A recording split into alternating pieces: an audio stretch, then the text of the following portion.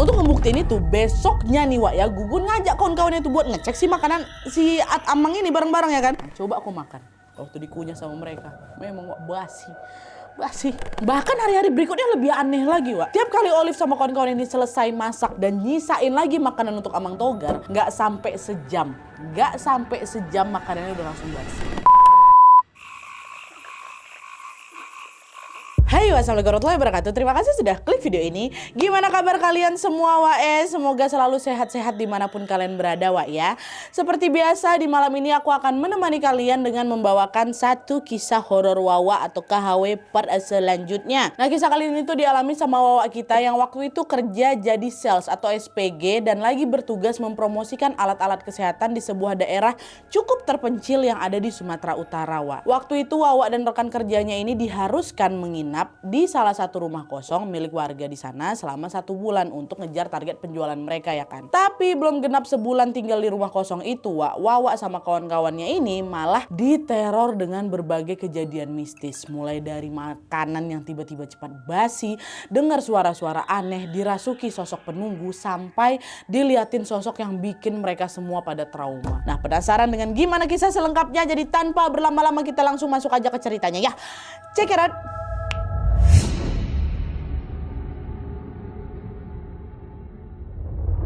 Oke, jadi cerita ini dikirim sama Wak kita yang bernama Olive dari Sumatera Utara. Halo Olive. Nah, jadi ceritanya Wak, waktu itu Olive ini bekerja sebagai SPG atau staf penjualan di suatu PT yang ada di Sumatera Utara. Nah, PT ini memproduksi dan juga memasarkan produk alat kesehatan gitu Wak. Nah, menjelang lebaran tahun itu, sebagian SPG di sana ditugaskan untuk memasarkan produk ke beberapa desa yang ada di sekitar wilayah Sumatera Utara selama 1 bulan. Jadi dibentuklah ini kan beberapa tim pemasaran. Nah, waktu itu Olive ini tergabung ke salah satu tim yang terdiri dari 15 orang. Ada Ilham, ini leadernya mereka.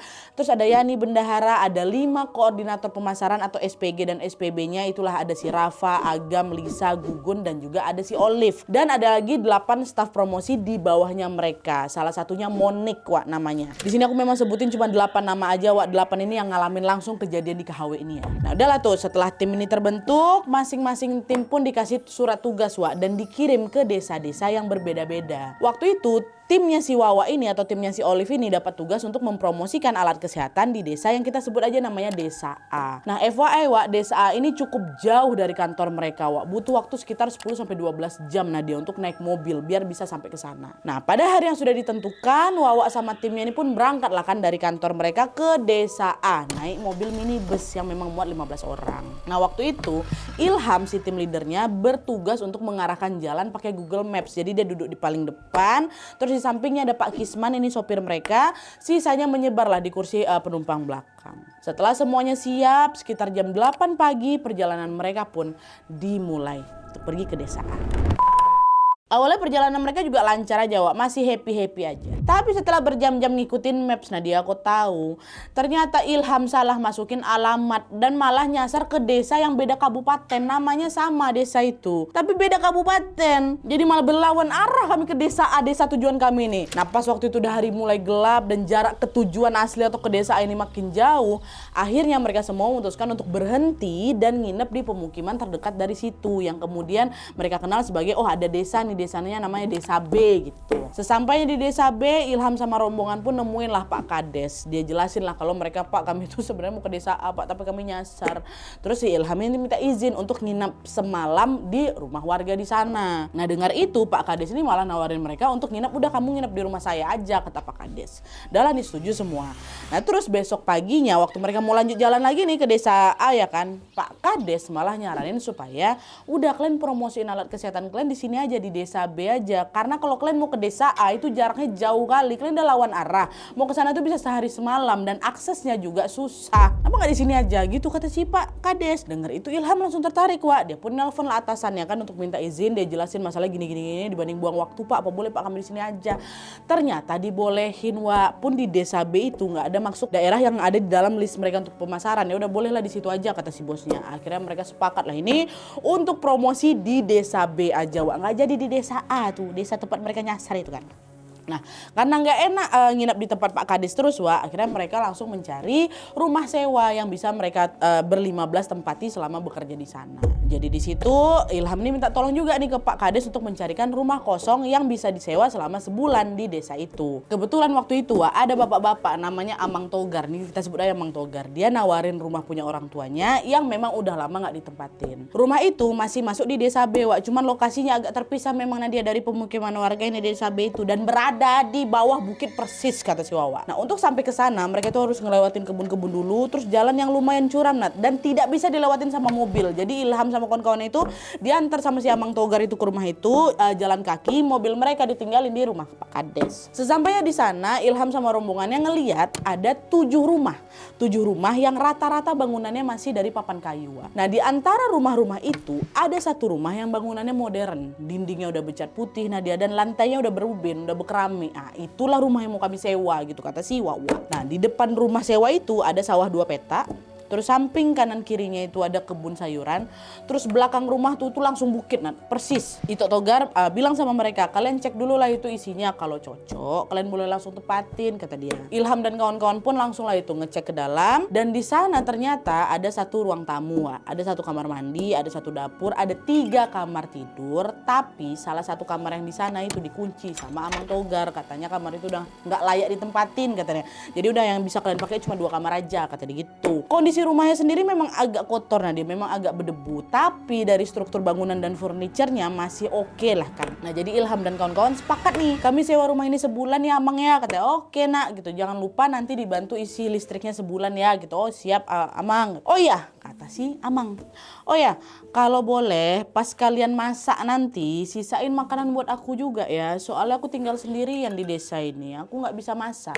Biasanya kalau aku masak kalau aku makan aku minta tolong dimasakin sama tetangga. Itu kata si Amang. Oh aman itu Mang, mau diantar ke rumah atau kayak gimana nih makanannya? Udah nggak usah, biar nanti aku aja yang ngambil sendiri ke sini. Oh oke Amang katanya. Jadi si Amang Togar ini minta dimasakin juga lah untuk dia makan gitu. Udah habis ngobrol, Amang Togar pun pamit pulang sementara Ilham dan kawan-kawan mulai bebersih rumah sewa ini. Terus mereka istirahat, yang cowok memang tidur di ruang tamu dan yang cewek dibagi ke 2 kamar karena kami itu memang kebanyakan cewek. Nah selama tinggal di rumah itu awalnya nggak ada yang aneh sama sekali memang. Kami menjalankan aktivitas sehari-hari dengan lancar. Paginya kami masak-masak buat sarapan, buat makan siang juga ya kan. Nanti siangnya kami mulai promosi alat kesehatan itu ke rumah-rumah warga yang ada di desa B. Sorenya balik lagi ke rumah sewa itu buat masak lagi ya kan, terus istirahat. Gitu lagi lah terus tiap hari. Gak lupa juga tuh tiap masak pagi mereka juga selalu menyisakan makanan untuk Amang Togar di piring yang terpisah sesuai permintaan di awal tadi ya kan. Tapi tanpa disangka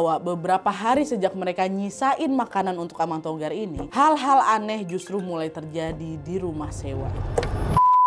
Jadi sebenarnya setelah mereka nempatin rumah itu, memang hampir setiap pagi Amang Togar ini datang ke rumah sewa itu Nadia untuk ngingetin kami, jangan lupa sisain makanan buat aku ya, nanti siang aku ambil. Dia selalu bilang kayak gitu. Abis bilang itu dia langsung lanjut tuh, entah dia ke ladang, entah dia pulang kayak gitu. Pokoknya dia nggak nunggu masakannya itu matang, pokoknya dia langsung ninggalin kami.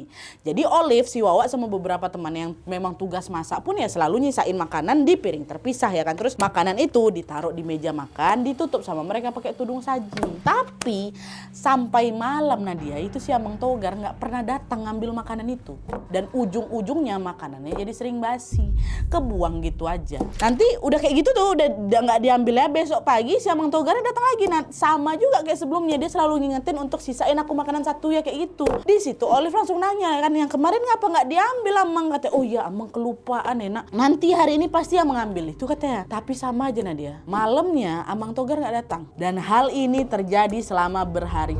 Olive sama kawan-kawan itu sampai udah hafal sama kebiasaan Amang Togar ini. Tiap kali dibuatin nggak diambil, ujung-ujungnya basi makanan tuh. Nah karena takut mubazir, akhirnya khusus untuk Amang Togar mereka sengaja nyisain nasi dan lauk kering, lauk yang kering yang nggak ada kuah besantan kayak gitu. Supaya apa? Supaya bisa tahan sampai malam. Jadi kalau misalnya Amang Togar ini nggak datang nih makanan yang udah disisain tuh nggak basi, bisa dimakan sama kami yang lain Nadia gitu. Sampai kami bikinin yang kering-kering aja. Nah sampailah suatu sore ini si Gugun kawannya si Olive dengan sengaja dia nyicipin makanan yang masih disisihkan sama Amang Togar ini. Gegara lapar, waktu dia balik tetap nggak dimakan sama dia. Waktu itu karena si Gugun ini juga mikir pasti nggak diambil lagi nih sama si Amang gitu kan. Udah aku makan aja lah daripada mubazir. Jadi sama si Gugun itu betulan dimakan tuh nasi sama lauk yang untuk si Amang Togar ini. Nasi sama lauk itu masih kelihatan enak, dicium nggak bau, diituin nggak ada yang lembek apa segala macam, masih aman gitu ya kan. Tapi aneh, begitu masuk ke mulutnya si Gugun ini, rasanya tiba-tiba berubah basi. Dan nggak cuma itu aja, sisa nasi di piring itu yang belum sempat dimakan itu tiba-tiba langsung berubah lembek, berair, bau. Padahal sebelumnya enggak sama sekali. Dia masih enak kok dicicip. Basi ditengok, udah berair itu nasinya. Tapi di situ Gugun masih positive thinking, mungkin memang udah basi aja nih, aku kurang ngecek tadi ya kan. Jadi dia belum mikir aneh-aneh. Nah di hari berikutnya Gugun penasaran, dia mau coba lagi tuh makanan yang disisain buat si Amang Togar yang nggak diambil lagi kan. Dicek lagi nih makanannya. Dia lihat waktu itu ada nasi sama sambal kering, yang teksturnya masih bagus, udah diaduk-aduk sama dia masih bagus, masih enak baunya ya kan. Tapi lagi-lagi waktu dimakan berubah lagi rasanya, diginiin langsung berair lagi. Barulah di situ Gugun mulai ngerasa ini ada nggak beres ini sama makanannya kan. Dia cerita lah itu ke kawan-kawannya. Tadi aku tengok makanan yang disisain sama itu kan sama si Amang Togar itu kelihatannya masih bagus-bagus aja nih, ya kan. Tapi waktu aku makan tiba-tiba basi. Aku udah 2 kali nyobain kayak gitu tuh kan. Dan untuk ngebuktiin itu besoknya nih Gugun ngajak kawan-kawannya itu buat ngecek si makanan si Amang ini bareng-bareng ya kan. Dan persis sama kayak yang si Gugun bilang waktu ditengok. Ini Gugun nggak sendirian, dia sama kawan-kawan yang lain tuh. Waktu ditengok nggak apa-apa, dicek kan, nggak basi ya ya. Kau cium, nggak bau ya. Nah, coba aku makan. Waktu dikunyah sama mereka, memang basi. Ditengok berair. Bahkan hari-hari berikutnya lebih aneh lagi, Tiap kali Olive sama kawan-kawan ini selesai masak dan nyisain lagi makanan untuk Amang Togar, nggak sampai sejam makanannya udah langsung basi. Makanan si Amang Togar aja, makanan yang lain enggak. Dan itu terjadi selama berhari-hari, Sampai di satu titik mereka udah nggak mau lagi nyisain makanan untuk Amang Togar. Selain karena suka tiba-tiba basi, Amang Togar ini kan juga nggak pernah ngambil makanannya ya kan. Dibiarin gitu aja, mubazir, buang-buang makanan. Jadi sejak itu, meskipun tiap pagi Amang Togar ini masih ngingetin kami untuk nyisain makanan, nggak kami lakuin. Nggak, Mang diiyain aja. Tapi bisa nggak dimasak sama mereka. Nggak disisihkan sama mereka. Nah dari sinilah kejadian mistis datang nih. Nah jadi waktu si Olive sama kawan-kawannya mulai tidak menyisakan makanan untuk si Amang Togar ini, awalnya memang masih aman-aman aja. Awalnya mereka kembali fokus lah itu kan ngejar target penjualan kami tuh Nadia. Bahkan mereka juga mulai promosi ke desa-desa sebelah, bukan di desa B aja, termasuk ke desa C. Nah FYI desa C ini dekat kali memang sama desa B, dan di desa C terkenal sebagai desa penghasil getah kemenyan. Jadi kebanyakan warga di sana juga buka usaha jualan menyan gitu. Dan selain itu beberapa warga di sana juga suka masang kemenyan-kemenyanan ini di pohon-pohon katanya, Jadi begitu masuk di desa itu, bau khas menyan ini pun pasti langsung tercium kalau udah masuk di desa C. Nah selama beberapa hari di sana, Olive sama kawan-kawannya promosi alat kesehatan itu ya kan. Dari pagi sampai sekitar jam 5 sore lah. Tapi pada suatu hari mereka cuma promosinya sampai jam 3 pagi pula, 3 sore aja, gegara lagi hujan petir waktu itu. Mereka baliklah ke rumah sewa tuh yang ada di desa B. Lebih cepat mereka baliknya untuk masak sore dan juga istirahat. Nah malamnya Ilham, Yani, Olive, Rafa, Agam, Lisa sama si Gugun tadi ngumpul di salah satu kamar. Yani dibantu Lisa lagi ngitung pemasukan dan pengeluaran harian. Ilham, Olive dan yang lain lagi ngerunding lagi, kita mau ke desa mana lagi nih untuk bisa ngejar target penjualan. Beberapa staf promosi juga lagi istirahat di kamar satunya. Sedangkan Pak Kisman ini, sopir kan masih juga ikut di sana, Dia lagi ngopi di teras. Nah waktu Ilham dan yang lain-lain ini lagi berunding, tiba-tiba aku cium bau wangi menyan Nadia. Pekat kali dari arah pintu kamar 2. Ini padahal mereka di desa B nih, bukan desa C. Ada bau menyan. Si Olive, si Wawa dengar itu. Cium itu. Dan ternyata kawan-kawan yang lain yang lagi di kamar itu juga nyium bau yang sama. Iya apa nih? Macam bau menyan terbakar. Akhirnya si Ilham leader nanya lah kan, ini ada yang lagi beli kemenyan gak? Gitu. Ada yang lagi pasang. Yang ada di dalam kamar itu malah saling pandang. Enggak bang, enggak ada yang beli gitu. Aku juga enggak ada. Si Gugun bilang, anak promosi kali yang beli yang di kamar sebelah. Akhirnya karena mereka semua nggak kuat sama bau menyan tuh, memang nyengat kali Nadia. Ilham keluar lah. Dia ngecek lah siapa nih lagi bakar menyan gitu kan. Tapi begitu keluar, Ilham nggak ada ngeliat kemenyan depan pintu itu, Yang ada, yang dia lihat malah si Monik nih. Monik salah satu staf promosi lagi duduk di dekat pintu kamar, dia ngadap ke kaca sambil sisiran. Terus dia dendangkan lagu Batak. Dan di meja rias itu ada asbak yang isinya kemenyan lagi dibakar. Nah rupanya bau menyan tuh dari situ. Ilham langsung negur Monik, ngapain kamu nyalain kemenyan malam-malam kayak gini? Kon-kon yang lain pada keganggu nih sama baunya, ku matiin ya. Tapi Monik gak ngerespon sama sekali, Wak. Dia masih nyibuk nyisirin rambut gitu kan sambil nyanyi tadi. Dan kalau diperhatikan lebih detail, wajah Monik ini udah kelihatan pucat, Wak. Tatapannya udah mulai kosong. Nah sadar ada yang gak beres di sini, Ilham langsung manggil kawan-kawannya. Wak, sini Wak. Gak betul ini kayaknya si Monik kerasukan ini. Cepat bantu dia masuk ke kamar. Akhirnya paniklah itu semua orang, Wak. Mereka langsung berlari nyamperin si Ilham. Si Agam, salah satu kawannya si Wawa ini pun juga ngecek kondisinya si Monik, dibantu juga sama si Ilham. Nah kebetulan Ilham sama si Agam ini udah terbiasa, Wak, nanganin hal-hal kayak gitu. Di situ Agam langsung matiin kemenyan yang ada di asbak itu, terus ditepuk-tepuknya nih punggungnya si Monik. Dia nek sadar gitu kan. Nah sementara Ilham bantu baca-baca doa gitu. Nah nggak lama tiba-tiba Monik pingsan, dibaringkanlah dia di kamar sambil diolesin sama minyak kayu putih. Untungnya nggak lama Monik sadar ini. Ilham nanya ke Monik, ngapain kau bakar menyan malam-malam? Kau beli di desa C tadi ya gitu. Aku nggak beli bang, aku ngambil dari pohon yang ada di desa C tadi gitu. Astaga Monik, kok bisa-bisanya kau sembarangan ngambil menyan di desa orang, ha? Udah besok kau kembalikan langsung tempat asalnya. Bang, tapi bukan aku yang mau ngambil bang, Tondiku yang pengen katanya. Nah Tondi ini kata Wawa tuh macam kodam yang jagain Monik ini lah, Wak, Tondi. Ilham makin marah lagi, nggak mau tahu aku yang Monik, nggak mau. Pokoknya balikin menyan itu ke tempat asalnya. Kok tadi tuh sempat kesambat lo gara-gara itu. Balikin. Iya bang toh. Ya udahlah bang, ya maaf ya besok aku balikin katanya.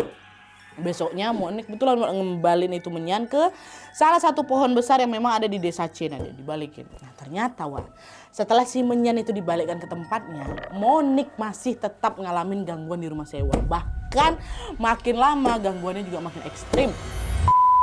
Jadi setelah kejadian Monik rasukan itu, Nat kata, kami semua ngerasa hawa di rumah yang kami sewa itu gak enak. Gak enak. Mereka ini juga sering dengar suara-suara aneh, Wak, dari atap rumah. Macam ada yang lagi jalan, lagi merayap gitu di sana tadi. Cuman di situ Ilham, si leader kami nih, sama si Agam selalu nenangin kami semua. Ilham selalu udah nggak apa-apa, banyak berdoa aja. Kita di sini nggak nyampe 2 minggu lagi kok. Pokoknya ini kalau target penjualan udah kecapai nih, dah kita langsung cabut dari sini, kata si Ilham. Semua orang pun nurut ya. Mereka tetap bertahan di sana karena betulan memang nggak ada tempat lain, nggak ada penginapan lain. Kami juga udahlah sama-sama di situ. Kita tanggung aja suka duka bersama-sama ya kan. Tapi ternyata makin lama tinggal di rumah sewa itu, Wak, feelingnya si Olive ini, feelingnya si Wawa itu, aduh, ini pasti akan ada kejadian yang nggak beres nih nanti gini nih. Apalagi selama beberapa hari terakhir, Wak, area di sekitar rumah sewa tuh mendadak sepi kali. Kalian ingat kan depan itu kan ada 7 rumah kayu ya kan.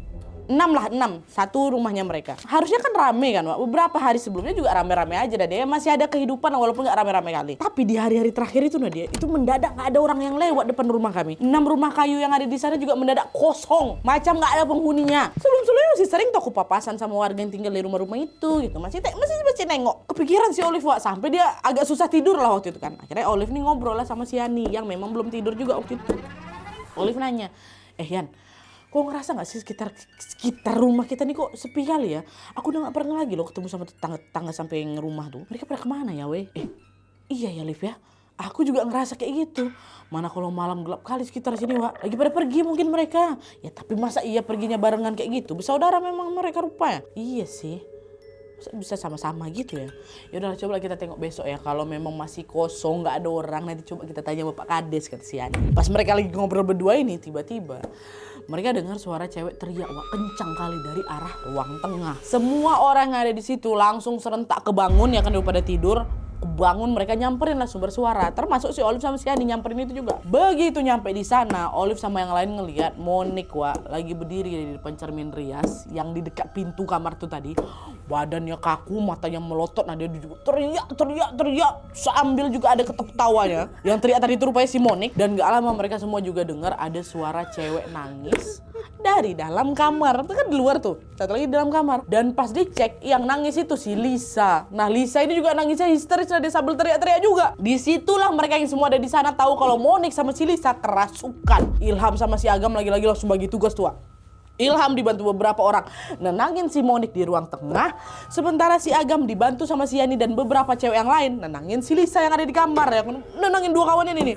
Mereka semua baca-baca doa sebisanya, makin keras mereka doa, makin juga teriak-teriak mereka berdua nih, Nadia, si Monik sama si Lisa.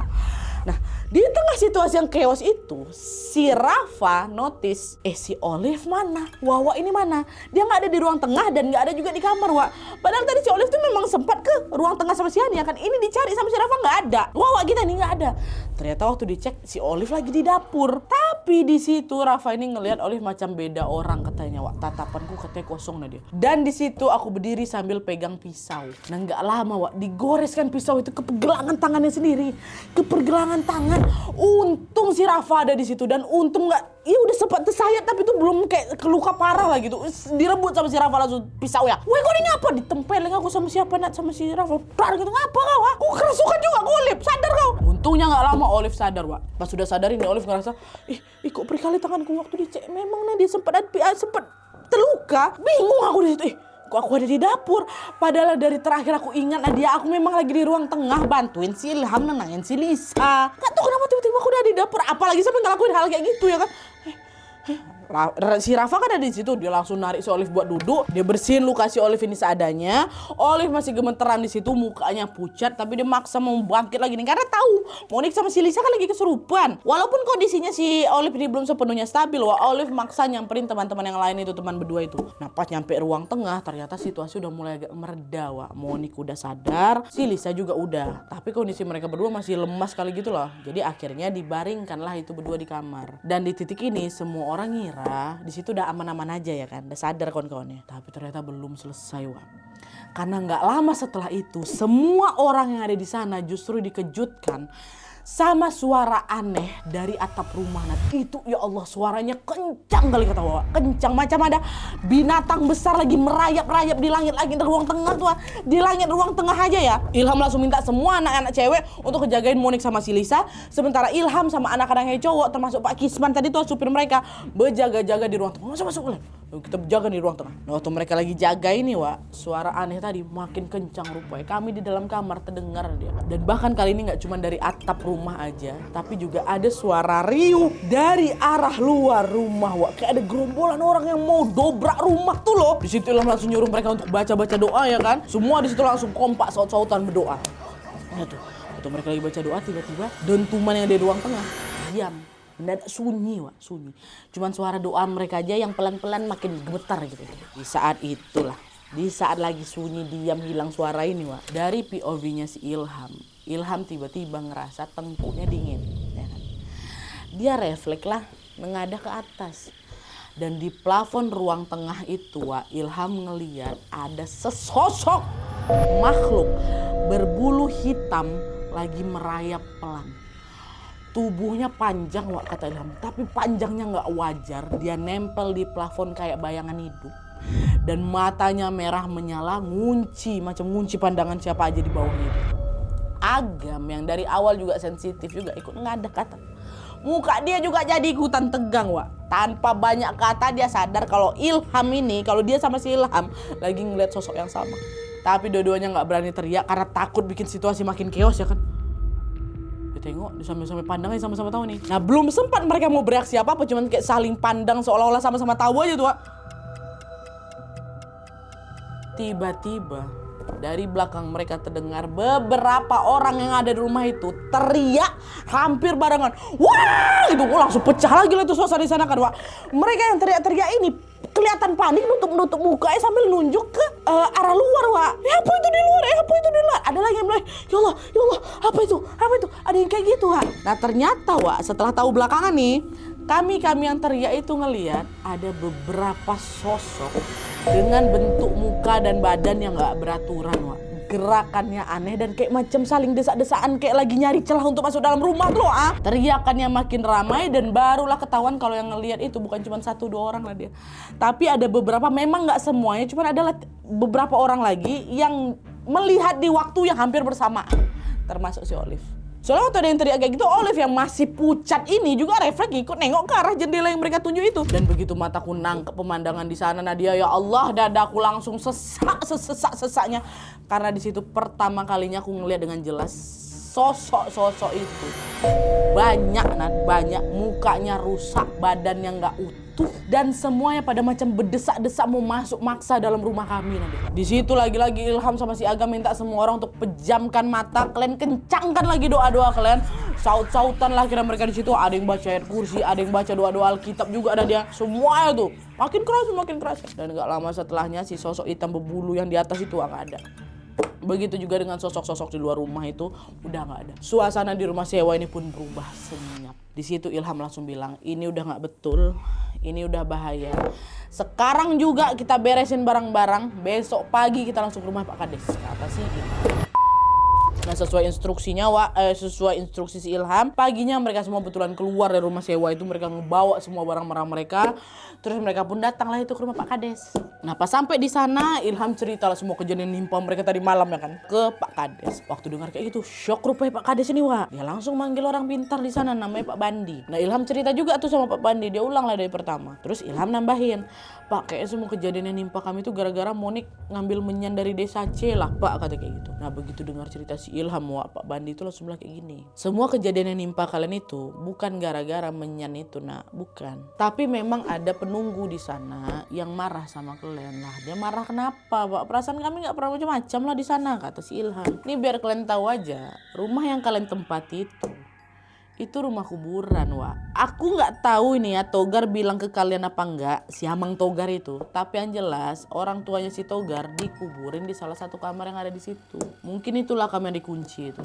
Dan makanan yang selalu kalian sisain buat Amang Togar itu aslinya makanan untuk arwah mereka, termasuk untuk sosok penunggu di sana. Tapi karena kalian nggak nyisain makanan itu lagi ya kan, nah itulah makanya mereka jadi marah itu. Nah waktu denger itu si Lisa, kawannya Wawa yang satu lagi nih yang kerasukan tadi itu, langsung nyaut kayak gini, Wak. Ih Pak, pantesan beberapa waktu kemarin saya sempat mimpi juga didatangin sama bapak-bapak sama ibu-ibu.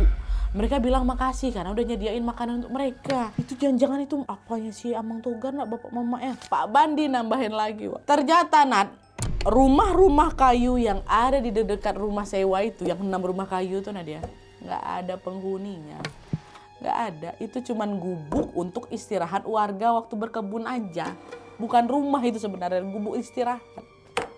Itu pun udah lama nggak pernah ditempatin lagi sama warga-warga di situ. Jadi bisa dipastikan tetangga-tetangga yang selama ini kami tengok itu nggak tahu penghuni gaib di sana, mungkin nggak ada yang tinggal di situ. Dan nggak cuma itu aja, Pak Bandi ini juga cerita kalau selama ini Monik itu yang pertama kali kerasukan itu, Monik sebenarnya sudah diincar sama salah satu penunggu di desa itu.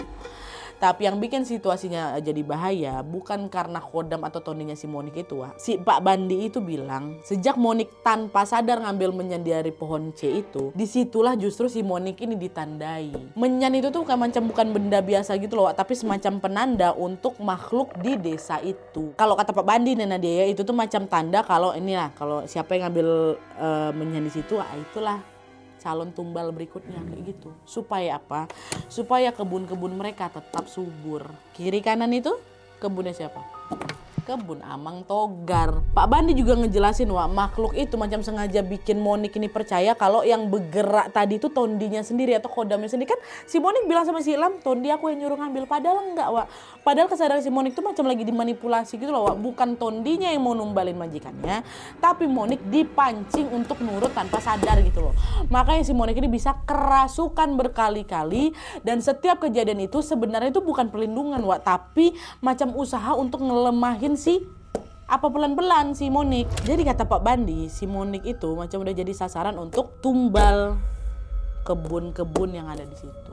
Nah, pas dengar itu, Olive sama yang lain langsung shock lah kami. Nadia langsung merinding, langsung marah juga kami. Mereka udah pada mikir si Amang Togar pelakunya, Wak. Ditambah lagi di situ mereka semua baru ngeh. Sejak si Monik itu kerasukan pertama kali, Amang Togar ini udah nggak pernah lagi singgah ke rumah Ewa.